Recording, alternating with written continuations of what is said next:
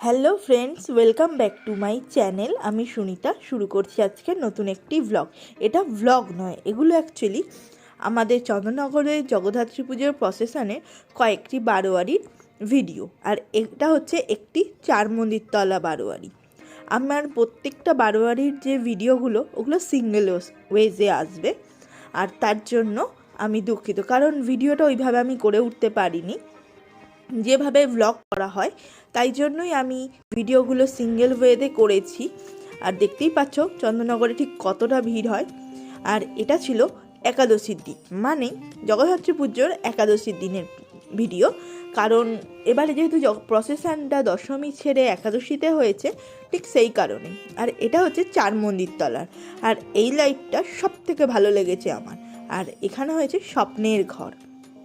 সত্যি কথা বলতে আমাদের প্রত্যেকের কাছে নিজের ঘরটা স্বপ্নেরই হয়। ঠিক তেমনই প্রাণীদের, প্রত্যেকটা প্রাণী, সেটা ব্যাঙ হোক, যে কোনো ধরনের প্রাণীর ক্ষেত্রেই না নিজের ঘর নিজেরই হয়।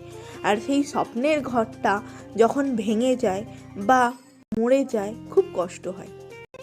তেমনই ব্যাঙেদের যে ব্যাঙের ছাতা বলুন, যেগুলো আমরা ভেঙে দিই বা করি, হয়তো সত্যি কথা বলতে এই লাইটটা দেখার পরে আমার নিজেরও মনে হয়েছে এই একটা হয়তো আমরা বাচ্চারা বা বড়রা এটা খেলার ছলে বা মানে নিজেদের পরিষ্কার পরিচ্ছন্নতার জন্য করে থাকি, কিন্তু এই একটা ঘরে যে কতগুলো প্রাণ থাকে সেটা হয়তো এই লাইটের মাধ্যমেই ফুটে উঠেছে। এই যে দেখতে পাচ্ছ ট্যাবলোগুলো, এই ট্যাবলোগুলো প্রত্যেকটা বারোয়ারির 3টে করে ট্যাবলো থাকে বা 2টো করে ট্যাবলো হয়, আর একটা ঠাকুর নিয়ে 4টে। ঠিক লাইটের 3টে এবং ঠাকুরের একটা। আর প্রত্যেকটা ট্যাবলো কিন্তু খুব সুন্দর করে সাজানো হয়।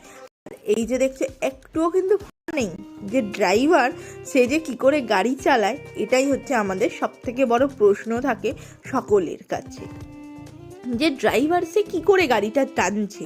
কিন্তু এটাই বছর বছর ধরে হয়ে আসছে।